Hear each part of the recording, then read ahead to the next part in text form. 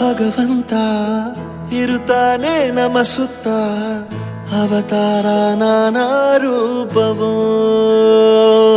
ನಮ್ಮೆಲ್ಲ ಹಣೆ ಬರಹ ತಿದ್ದಿ ಬರೆಯಲು ಕತ್ತಲೆಯಿಂದ ಬಂತ ನಮ್ಮ ಕೈಯ ಹಿಡಿಯುತ್ತ, ಕರೆದೊಯ್ದ ಬೆಳಕು ತೋರಲು.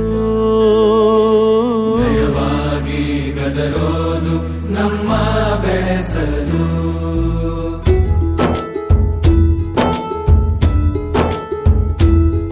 ಭಾಷೆ ಅಮೃತ ಕುಡಿಸೋ ತಾಯಾಗಿ, ಭಾಷೆ ಅಮೃತ ಕುಡಿಸೋ ತಾಯಾಗಿ, ಭವಿಷ್ಯ ಬರೆವಂತ ತಂದೇನೋ ಆಗಿ. ಏನ್ ನನಗೆ ಗಿಫ್ಟು ಅದು ಇದು ಏನ್ ಬೇಕಂತ ಇಲ್ಲಿ ಬರ್ಲಿಲ್ಲ. ನಮ್ಮ ಹುಡುಗರು ನಾಟಕ ಮಾಡ್ತಾರೆ, ಚೆನ್ನಾಗಿ ಮಾಡ್ತಾರೆ, ಹೋಗೋಣ ಒಂದಷ್ಟು ಆರೇಶ್ ಬರೋಣ ಅಂತ ಬಂದೆ. ಆದ್ರೆ ಇಲ್ಲಿ ನೀವು ತೋರ್ತಕ್ಕಂಥ ಪ್ರೀತಿ ಭಾಳ ದೊಡ್ಡದು, ಎಲ್ಲದಕ್ಕೂ ಕಿಮ್ಮತ್ ಕಟ್ಟಕ್ಕಾಗಲ್ಲ. ಆ ಒಂದು ಫೋಟೋದಲ್ಲಿ ನಮ್ಮ ಚಿತ್ರ ಹಾಕಿ ನೀವು ಇಷ್ಟೆಲ್ಲ ಕೊಟ್ಟಿದ್ರಲ್ಲ, ಅದಕ್ಕೆ ನಾನು ಏನೇ ಹೇಳ್ಕೋ ಗೊತ್ತಾಗಿಲ್ಲ. ಆದ್ರೆ ಒಂದು ಮಾತ್ರ ನಿಜ, ನಾಟಕ ಅಂದ್ರೆ ಒಂದು ಜೀವನಾಧ್ಯಯನ, ಒಂದು ಪಾಠಶಾಲೆ ಇದ್ದಂಗೆ.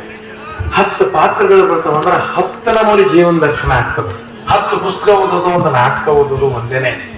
ಆಕ್ಚುಲಿ ಆತರ ಏನು ಜೀವನದಾಗ ಏನನ್ನೂ ನೋಡಿದವ, ಒಂದು ನಾಟಕ ನೋಡಿದವ ಏನೋ ಬಳಸ್ತಾನೆ, ಅದ್ರ ಏನೋ ನೋಡಿದವ ಏನೋ ಎಲ್ಲ ಕಳ್ಕೊಂತಾನೆ ಅನ್ನೋ ಒಂದು ಲೆಕ್ಕ ಇದೆ.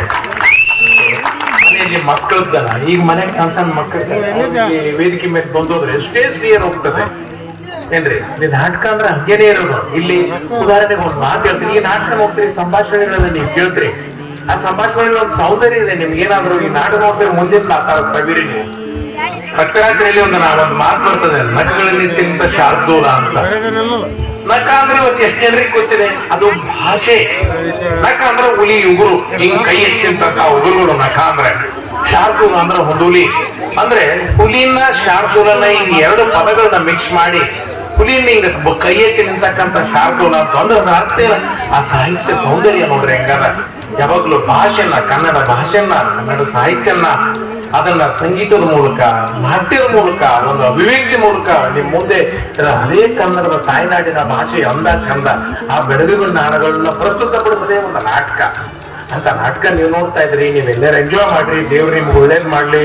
ನೀವೆಲ್ಲರೂ ಆದ್ರೂ ಒಂದು ಕೊನೆಗೊಂದು ಮಾತು ಹೇಳಿ ನಾವು ಹೋಗ್ತೇನೆ. ರವೀಂದ್ರನಾಥ್ ಟ್ಯಾಗೋರ್ ಅವರು ಒಂದು ಮಾತು ಹೇಳಿದ್ದಾರೆ. ಏನ್ ಹೇಳ್ತಾರಂದ್ರೆ, ಸೂರ್ಯ ಮುಳುಗ್ತಾರ ಅಂತ ಯಾರೋ ಹೊತ್ತಗಂತ ಕುಂದ್ರಬೇಡ್ರಿ.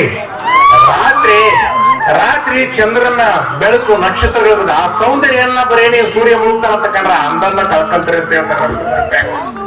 ಆತರ ನಿಮ್ಮ ಮಕ್ಕಳು ಯಾರಾದ್ರಲ್ಲಿ ತಪ್ಪು ಮಾಡ್ಬೋದು, ಒಪ್ಪು ಮಾಡ್ಬೋದಲ್ಲ, ಅವ್ರಿಗೆ ಅದನ್ನ ಇಷ್ಟೇ ಜೀವನ ಮುಗಿತ ಅಂತ ಅಳುತ್ತಾ ಕುಂದ್ರಬಾರದು.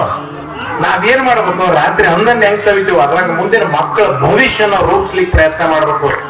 ನಮ್ಮ ಶತ್ರು, ನಮ್ಮ ಮಿತ್ರರು ನಾವೇ, ಬೇರೆಯವ್ರು ಯಾರಲ್ಲ. ನಮ್ಮ ಕೈಲಿ ಏನಾಗುತ್ತಾ ಅಂತ ಅಳ್ತಾಕ್ ಮನೆ ಕುಂದ್ರದು ನಮ್ಮ ಶತ್ರು ನಮ್ಮ ಮನಸ್ಸೇ. ನಾವು ಮಾಡ್ತೇವೆ, ನಾವು ಹೋರಾಡ್ತೇವೆ, ಗೆದಿತೇವೆ ಎಂಬುದು ನಮ್ಮ ಮಿತ್ರ. ನಮ್ಮ ಮನಸ್ಸಲ್ಲೇ ನಮ್ಮ ಶತ್ರು ಮಿತ್ರ ತರುವಂತ ಪ್ರಪಂಚದಲ್ಲಿ ಯಾರು ಇರೋದಿಲ್ಲ.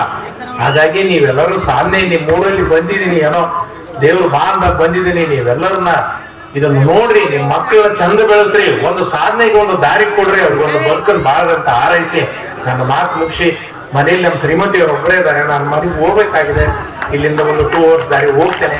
ನಿಮ್ಮೆಲ್ಲರೂ ಹೃದಯ ತಟ್ಟು ಹೋಗ್ಬೇಕಂತಿದ್ದೇನೆ. ದಯವಿಟ್ಟು ನಾನು ಹೇಳಿದ ಮಾತುಗಳು ಜ್ಞಾಪಕ ಬರ್ತೇನೆ. Thank you.